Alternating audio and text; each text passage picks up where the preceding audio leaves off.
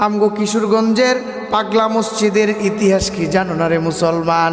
কয়েক মাস পর পরে, 3 মাস 2 মাস 4 মাস পর পরে যখন এই দান বাক্সগুলা খোলা হয়, 1 টাকা আর 2 টাকা, 2 লক্ষ টাকা না, প্রায় কোটি কোটি কোটি কোটি টাকা দান বাক্স থেকে বাহির করা হয়। আল্লাহর কেমন কুদরত! অথচ স্পেশাল কিছু আছে এই মসজিদে, কেউ বলতে পারবেনি। যেইভাবে দালান আছে, যেইভাবে বিল্ডিং আছে, তবে হ্যাঁ, এটা সত্য, মসজিদটা অনেক পুরনো।